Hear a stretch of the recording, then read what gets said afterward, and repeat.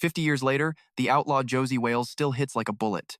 Clint Eastwood's revenge western instantly became a gritty, emotional classic, packed with an incredible cast that brought the wild frontier to life in a way Hollywood rarely matched. But what happened to the cast who rode those trails? Let's check. First up, we have Clint Eastwood as Josey Wales. At 45 in 1976, Clint Eastwood did a lot more than just star in the film.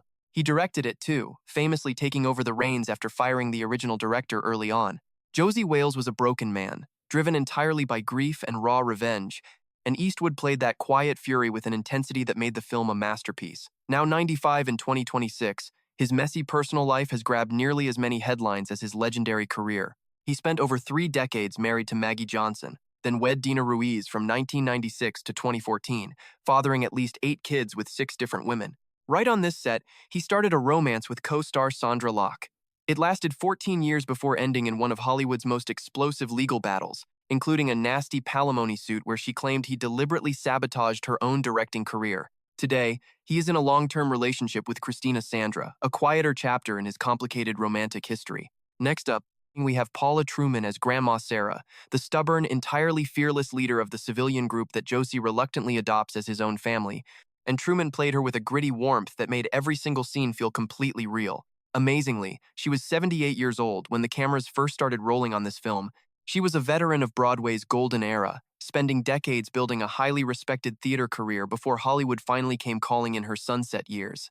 In her personal life, she was fiercely loyal. She married architect Harold Sterner in 1936, remaining devoted for 40 years until his death in 1976, the exact year this movie came out. Paula Truman passed away on March 23, 1994 at 96, proving that a life built on craft and commitment really does last. Third on our list is Chief Dan George as Lone Waddy. Some supporting actors quietly steal the whole show, and he did exactly that. Chief Dan George was 76 years old when he brought his pitch-perfect deadpan wisdom to the screen. Every single line he delivered was pure gold, and his chemistry with Eastwood gave the film its heartbeat. Off-camera, he was a figure of real historical importance, a true chief of the Tsleil-Waututh Nation in British Columbia, who delivered the famous Lament for Confederation speech in 1967, putting Indigenous rights front and center in Canada. At home, he was married to Amy George for over 50 years, raising 6 kids together before her passing in 1971, just 5 years before this movie made him a global star. Chief Dan George passed away on September 23, 1981 at 82 years old. Fourth, we have Geraldine Keams as Little Moonlight. Her character's slow transformation from a silent captive to finding her place among unexpected allies carried a quiet power. Keams brought a raw, genuine authenticity to the role that no casting director could have ever manufactured. Only 24 when the film was made, her presence on set was truly groundbreaking.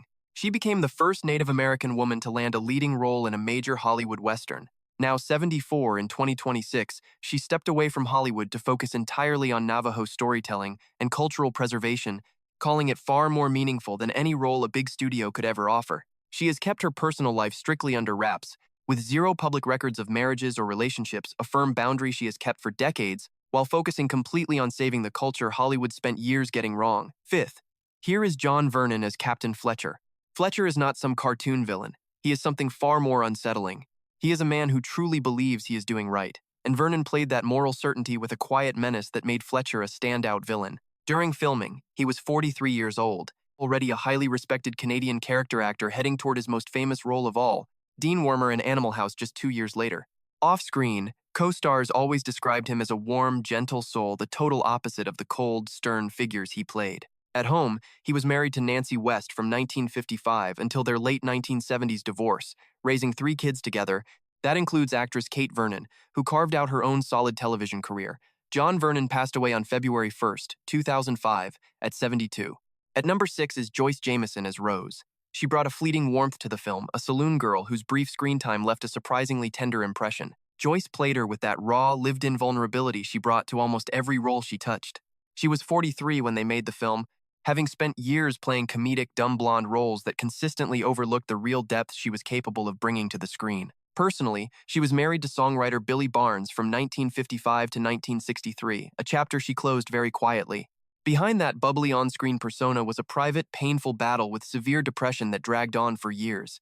Joyce Jameson passed away on January 16, 1987, at just 54 years old. Her death shocked an industry that rarely looked past the makeup and smiles to see the actual person underneath. At number 7, we have Bill McKinney as Captain Terrell.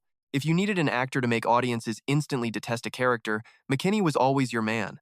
Captain Terrell stands out as one of the most ruthless, despicable villains in Western history, cold and completely irredeemable. McKinney attacked the role with a ferocity that made Josey Wales' hunt for payback feel totally justified. He was 34 during the shoot, already widely known to audiences for his terrifying turn in Deliverance 4 years earlier. In his private life, he was married to Susie McKinney for decades and had one son, whom he named Clinton in honor of Clint Eastwood, a gesture that says everything about the deep bond they shared off camera. Bill McKinney passed away on December 1st, 2011, at 70. At number 8, we have Sam Bottoms as Jamie. Jamie is the young Confederate soldier whose bond with Josie gives the whole movie its emotional core. The surrogate son a broken man never knew he needed. Sam Bottoms was only 20 when he rode alongside Eastwood, already boasting impressive acting chops for someone fresh out of his teens. He grew up in one of Hollywood's most gifted acting families. His brothers, Timothy and Joseph Bottoms, were already established, making them one of the most incredibly talented acting families in film history. Over the next few years, he went on to secure a legendary ensemble role in Apocalypse, now cementing a career that seemed destined for decades of greatness. Personally, he shared a long-term life with Susan Arnold before marrying Laura Bickford in 2002. Sam Bottoms passed away on December 16, 2008, at only 53. That loss hit the business incredibly hard. Moving to number 9, we have Will Sampson as Ten Bears. Ten Bears commands the screen in The Outlaw Josey Wales like a force of nature, dignified, powerful, and absolutely impossible to ignore. Much of that presence came from his frame. Will Sampson stood 6 feet 7 inches tall, carrying the effortless authority of a man with absolutely nothing to prove. He was 42 during the shoot. A Muskogee Creek painter, he only took up acting after his breakthrough role in One Flew Over the Cuckoo's Nest the year before. At home, he was married to Florence Sampson, and together they had several children, including his son Tim Sampson, who built his own career in the industry.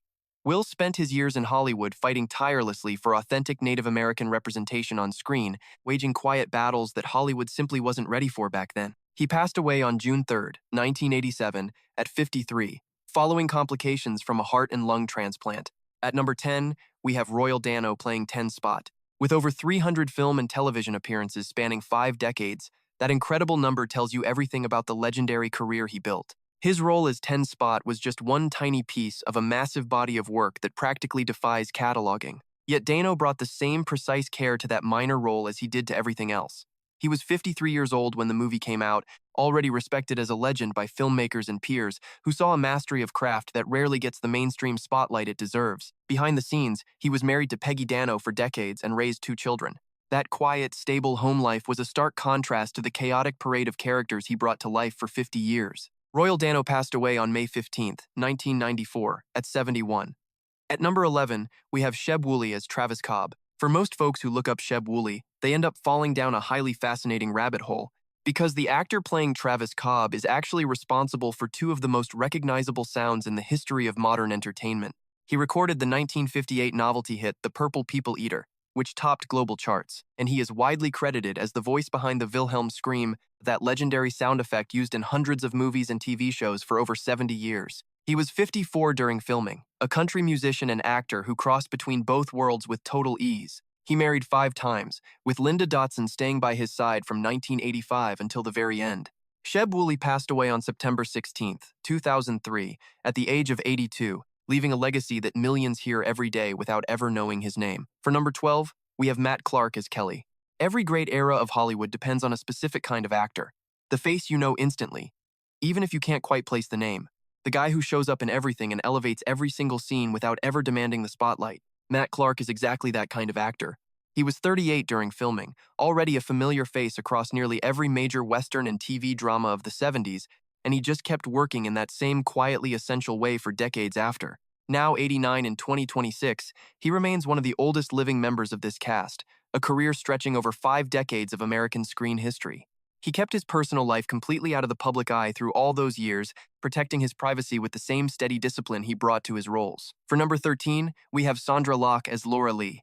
Laura Lee's journey in the movie, going from a woman shattered by violence to someone rebuilt by unexpected connection, demanded an actor who could play deep pain with total restraint. Sondra Locke was 31 when she delivered that performance, and her on-screen chemistry with Eastwood felt completely natural because, as fans would later find out, something very real was already happening between them.